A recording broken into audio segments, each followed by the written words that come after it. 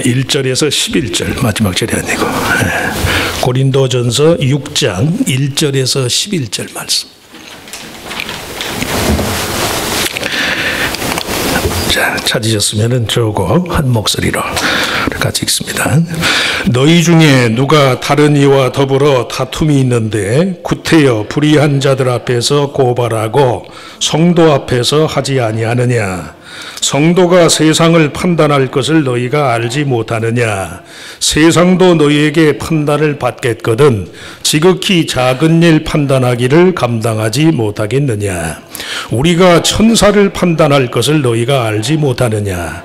그러하거든 하물며 세상 일이랴. 그런즉 너희가 세상 사건이 있을 때에 교회에서 경히 여김을 받는 자들을 세우느냐? 내가 너희를 부끄럽게 하려 하여 이 말을 하노니 너희 가운데 그 형제간의 이 일을 판단할 만한 지혜 있는 자가 이같이 하나도 없느냐? 형제가 형제와 더불어 고발할 뿐더러 믿지 아니하는 자들 앞에서 하느냐? 너희가 피차 고발함으로 너희 가운데 이미 뚜렷한 허물이 있나니 차라리 불의를 당하는 것이 낫지 아니하며 차라리 속는 것이 낫지 아니하냐? 너희는 불의를 행하고 속이는구나. 그는 너희 형제로다. 불의한 자가 하나님의 나라를 유업으로 받지 못할 줄을 알지 못하느냐? 미혹을 받지 말라. 음행하는 자나 우상 숭배하는 자나 간음하는 자나 탐색하는 자나 도적이나 탐욕을 부리는 자나 술 취하는 자나 모욕하는 자나 속여 빼앗는 자들은 하나님의 나라를 유업으로 받지 못하리라. 너희 중에 이와 같은 자들이 있더니 주 예수 그리스도의 이름과 우리 하나님의 성령 안에서 씻음과 거룩함과 의롭다 하심을 받았느니라. 아멘. 찬양대에 특별 찬양이 있겠습니다.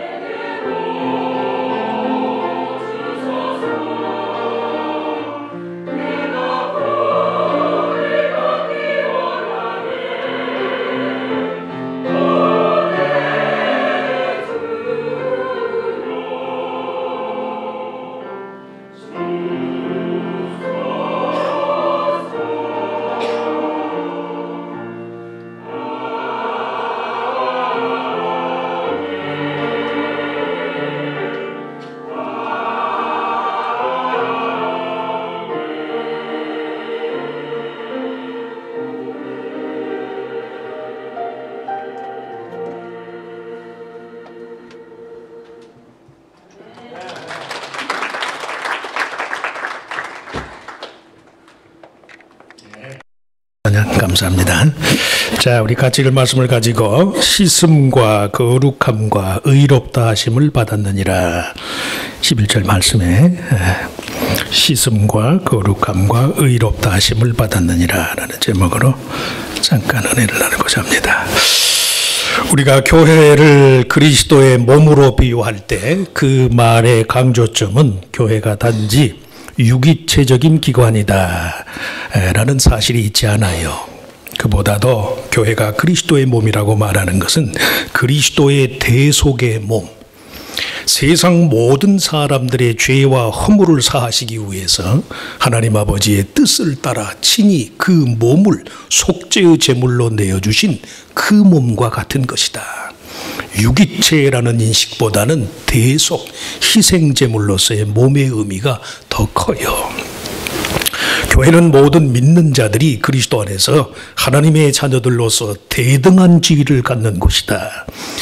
이런 사실에 대한 이해만으로는 교회의 의미가 부족해요. 교회는 평등한 곳이 아니에요.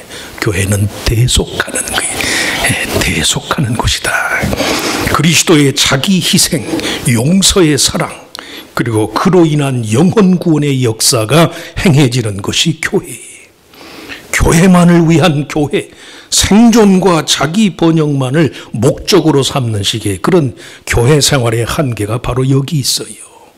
대속의 행위, 화해와 용서, 일치의 기능이 작동되지 않는 교회는 엄밀한 의미에서 그리스도의 몸된 교회가 아니에요. 그냥 교회일진 모르지만 그리스도의 몸으로서의 교회는 아니란 말씀이에요. 한국의 경우이긴 하지만 기독교회의 분열, 다른 교단을 거론해서 하지만 장로교단의 분열, 이 기독교회의 분열과 국가의 분리가요 상호 연관성이 있어요. 죄송한 말씀이지만 교회가 분열되면서부터 나라가 분열돼요. 교회의 일치와 화해가 없이는 사회의 통합과 일치가 있을 수 없다. 그 사실에 대한 반증이에요. 그래서 교회는 유기체로서의 특징보다도 남을 대속하는, 세상을 대속하는 화해와 용서의 기관으로서의 의미가 우선이란 말씀이에요. 성도 간의 다툼의 여지들을 세상 사람들의 룰을 따라서 로마의 시민법정의 판단에 따라서 해결하는 일이 없어야 한다. 이 당시 바울의 경고는 교회가 지닌 그리스도의 몸의 대속적인 기능에 대한 자기 포기의 현실을 안타까워하는 거예요. 너무 쉽게 포기해요. 너무. 정말로 예수를 생명의 구주로 믿고 영접하는 믿음의 기초 위에선 교회와 성도라면 매사에 그리스도의 판단을 최고의 권위로 삼아야 돼. 개인적 이해관계만큼은 믿음과 현실이 별개일 것입니다. 그 말 자체는 굉장히 논리적으로 정당하고 현실적인 정당성이 있는데도 불구하고 믿음의 근본 가치를 부정하는 거예요. 신앙과 현실이 다릅니다. 달라서는 안 돼요. 다를 수가 없어요. 신앙의 차원, 신앙 고백적인 차원의 삶과 현실적인 이해관계로서의 삶이 별개일 것입니다. 이렇게 여기는 한 그의 삶의 주인이 예수 그리스도 한 분뿐인 상황은 없어요. 없어요. 평생을 그렇게 사는 분들이 더러 있어요. 더러. 아니에요. 아무리 타당하다 할지라도 아니에요. 주는 오직 그리스도 한 분이에요. 보이는 것과 보이지 않는 세계의 주관자란 말씀이에요. 국가나 법이 신의 대리자 노릇을 해야 한다고 생각하는 사람들이 인간의 삶 속에서 종종 필요한 거 아닙니까? 법이 그래도 필요하기 아닙니까? 필요하기라는 말은 하나님만 할 수 있는 얘기예요. 어디 사람이 함부로 필요하길 논해요. 성급히 하나님을 대리하는 식으로 세상법의 강요와 지배를 받아들이는 오류가 없어야 한다. 이상 국가에서 통용되는 법의 정신이라는 것도 인생이 피차 피조물로서 자기 자신에 대한 절대 정직성의 토대 위에서 오류를 범하지 않기 위해서 몸부림을 치면서 얻어지는 거지. 섣부른 도덕적 우월감의 산물이 아니란 말씀이, 자기는 다 우월하고 다른 사람은 다 잘못됐습니다. 어떻게 그럴 수 있어요? 그런 사람들 보면 대단해 보여요. 참, 이야, 아니란 말씀이. 그러기에 교회 안에서의 분쟁의 여지들을 해결하기 위한 바울 사도의 첫 번째 가르침은 모든 판단 근거를 하나님 앞에서 찾아라. 모든 판단 근거를 하나님 앞에서 찾아라. 1절에 성도 앞에서 너희 중에 누가 다른 이와 더불어 다툼이 있는데 구태여 불의한 자들 앞에서 고발하고 성도 앞에서 하지 아니하느냐. 이 성도 앞에서라는 말의 헬라어 전치사 에피, before라는 말은 공간적인 의미뿐만이 아니 일의 기원을 가리켜요. 믿는 자들의 무리 앞에서라는 뜻이 아니라 믿는 자를 거룩한 무리 성도가 되도록 하는 거룩함의 원천, 거룩성 자체이신 하나님 앞에서 해라. 하나님 앞에서. 성도들 가운데 다툼이 있는데 그걸 굳이 바울 당시 헬라 사회의 지배층의 독점하에 있는 불의한 재판관들 앞에 가서 고발하기까지 하면서 왜 그 일을 거룩하신 하나님 앞에 나와서 하나님의 뜻을 물으려고 하지 않는가? 그걸 바울이 탄식한 거예요. 그것도 그 일이 다른 형제와 관련된 것이라고 그랬잖아요. 형제, 브라들, 헬라 말의 아델포스, 델포스, 이 말은 한 배에서 나왔다, 그런 뜻이 한 배에서 나왔다.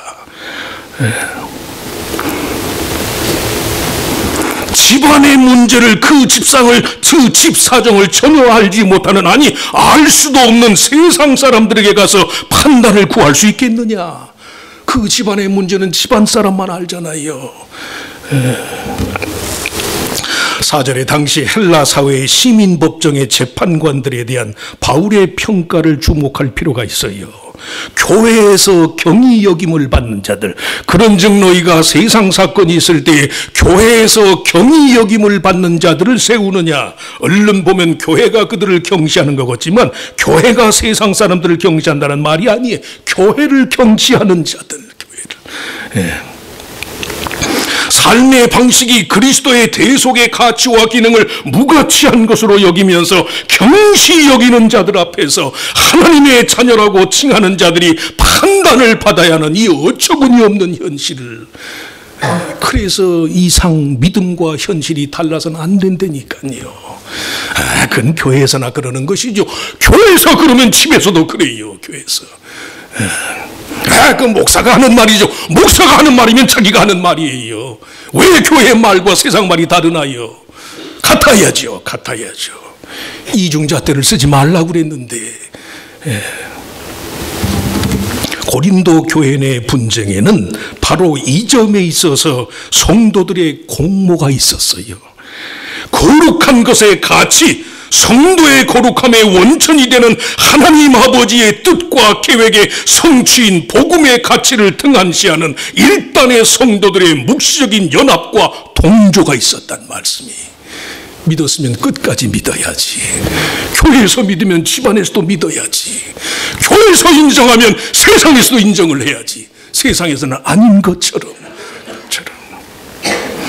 차라리 불의를 당하는 것이 낫지 아니하며 차라리 속는 것이 낫지 아니하냐. 이 말씀은 성도들의 가치관의 변혁을 촉구하는 말이에요.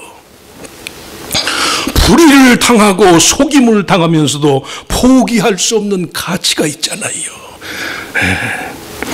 공평함을 추구하는 것만이 교회 성도의 삶의 목적일 수 없는 이유가 바로 여기 있단 말씀이. 나는 공평히 여김을 당할지라도 내가 믿는 신앙적 가치가 차별을 당하고 무시를 당하는 현실 때문에 마음을 아파하는 사람이, 그 사람이 성도예요. 그 사람이 자기 자존심, 자기 체면 내세우려고 신앙의 가치를 무시하는 사람은 성도가 아니에요.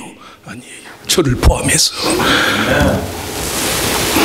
사람 앞에서 자존심이 서고 체면을 유지하는 일에 성공하는 것보다 하나님을 향한 두려움과 신뢰, 기대와 소망이 사라지는 일을 우리가 더 중요하게 여겨야 한다는 말씀이에요. 거룩하신 하나님의 자녀들로서 그와 더불어서 한 가족을 이루는 하나님 나라의 가족 구성원으로서의 자기 정체성을 통해서만 가능한 일이에요. 사실은 이 말씀이 바울이 윤리적인 이야기를 하는 것 같지만요, 윤리적인 이야기만이 아니에요. 성도의 상상력의 변화를 촉구하는 그의 생각을 바꿔라. 저나 여러분이나 이기고도 지는 일들이 많잖아요. 겉보기는 이겼는데 속으로는 완전히 내가 깨진 거예요. 내가 형제 자매 집안 식구들과의 싸움에서 이기는 사람이 누가 있어요? 형제들끼리 싸워서 내가 형을 이겼으니까 내가 이겼지. 천만의 말씀이죠. 저거 연년생인 제 위에 형이 굉장히 온순해요. 저는 좀 싸나웠고 막내라 그런지 살아남으려고 그러는지 어려서 놀면은 자꾸 형이 나한테 치거든. 형 아무것도 아니지. 살면서 나이가 먹으니까 형의 존재가 태산 같은데, 태산. 형제와 자매, 집안 식구들 간의 싸우면은 승자가 없어요. 모두가 다 패자일 뿐이. 싸운다는 자체만으로 우리는 다 루저의 루저. 그렇기 때문에 성도들 간에 혹 다툼의 여지가 있다면 반드시 성도 앞에서 성도를 거룩하게 하시는 그 거룩의 원천이 되시는 하나님 앞에서 해라. 하나님 앞에서. 하나님의 뜻이 무엇입니까? 우리의 아버지가 되시는 하나님 뭘 기뻐하시나요? 이렇게 할 노릇이에요. 그러실 수 있길 축원합니다. 하나님 앞에서. 둘째, 모든 다툼의 여지들 앞에서도 하나님 나라의 유업을 우선시해라. 하나님의 유업을 우선시해라. 교회 공동체의 거룩성을 허무는 자들은 하나님 나라의 유업을 받지 못한다. 이 바울 사도의 경고는 단지 경고가 아니에요. 그것은 성도들의 자기 한계, 피할 수 없는 운명론적인 한계를 지적하는 말이에요. 우리들 각자의 모든 개인주의적인 기대와 보상심리에도 불구하고 하나님은 항상 그의 나라라는 집단적인 차원, 관계적인 차원의 보상을 주시는 분이에요. 성도들이 의식주 문제를 매개로 해서 하나님과의 관계를 추구하지만 하나님은 언제든지 그의 나라, 하나님 자신의 완전한 주권이 행사되는 그런 삶을 위한 응답을 주신다는 말씀이에요.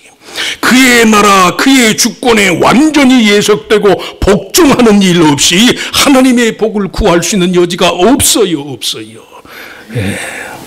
모든 유형의 신앙적인 보상과 축복의 내용은 하나님 나라에 온전히 속한 자로서 서로에 대한 의무와 책임감을 위한 것일 뿐이에요.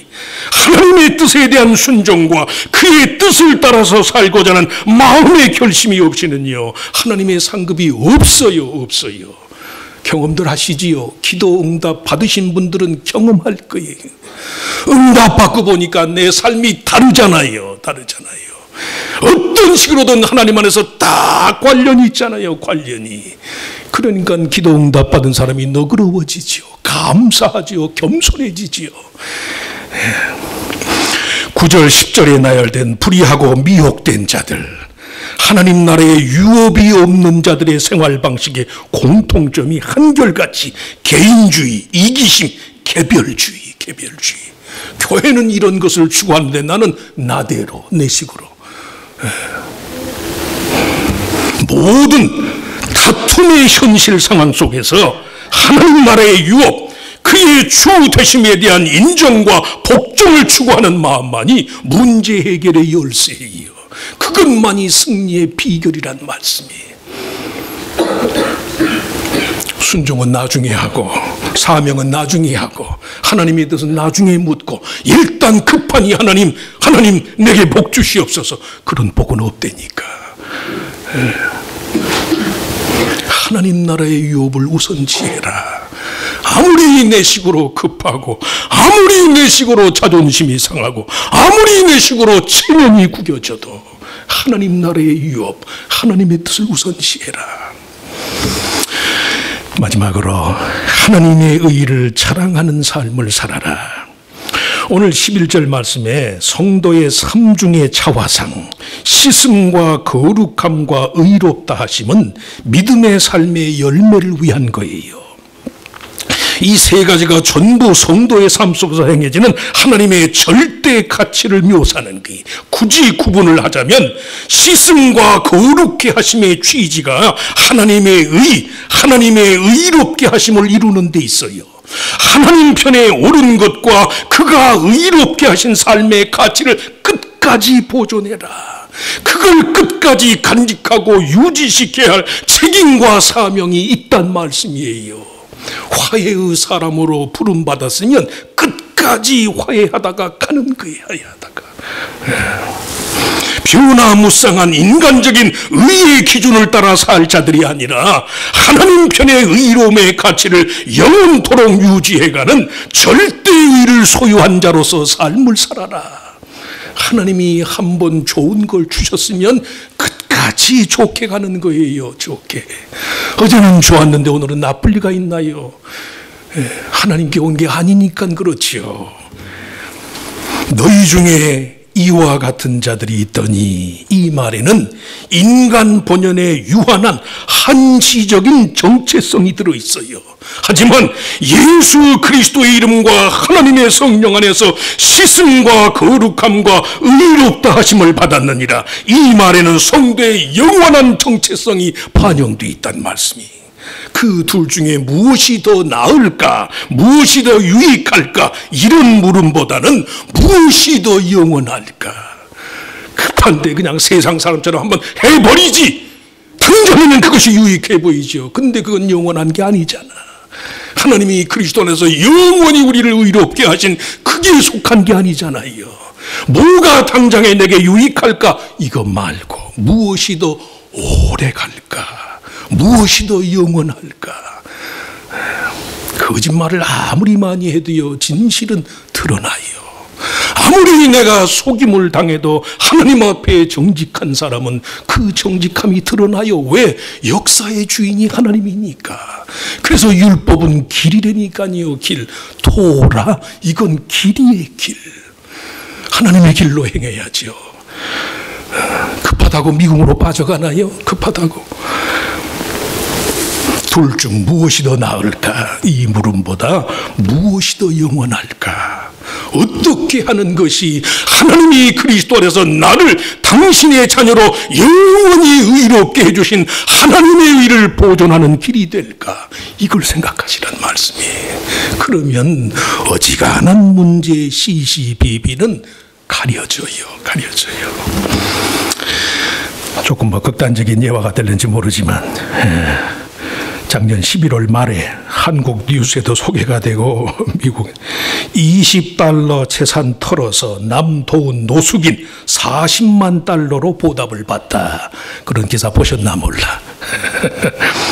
필라델피아 그 I-95 95번 길을 가다가 한 여성이, 여자여서 그러진 않겠지만 또 가스기 차에 기름 떨어진 줄 몰랐어요. 하이웨이 한참 갔는데 기름이 떨어지니 어떻게 그냥 비상구로 나갔지. 캄캄한 밤에 소셜워커 여성 여기저기를 다니면서 일을 하니까 얼마나 여자 혼자서 무섭기도 하고 그래요. 근데 그 고속도로 익시돼서 1년 반째 노숙인 생활을 하던 사람이 이게 베테랑이에요. 베테랑. 메린 해병대 출신인데, 그런데 이게 인간관계에 좀 부부관계 어려움이 있어가지고 그냥 결혼 생활이 깨지면서 그냥 노숙인이 됐어요. 이 양반이 당장에는 노숙인이라도 그래도 미 해병 유나이티드 스테이트 머린 해병대 출신이잖아요. 그날 하루 20달러를 구걸을 했는데, 그걸 가지고서 그 몇 마일을 가서 주유소에 가지고 기름을 사가지고 그걸 20%치를 채워줬어. 내가 돌아올 때까지 절대 문 열어주지만 문 딱 잠그고 있어라. I will be back. 그랬대나? 터미네이터처럼. 그리고 $20를 보셨어요. 얼마나 고맙던지. 남자친구가 와가지고 몇 차례 도움을 주다가 연말은 다가오고 추워지고 양반이 이렇게 생활해서는 안 되겠다. 인터넷에다 고펀 기금 모금을 했어요. 이 양반 이야기를 들은 전 세계 사람이 얼마를 모았는지 아세요? 36만 4천 불을 모아. 한번 영상 ABC 뉴스에도 인터뷰가 나왔어요. 잠깐 한번 보시오. $20로 40만 달러를 20불로 40만 불을 건졌어요. 한번 들어주세요.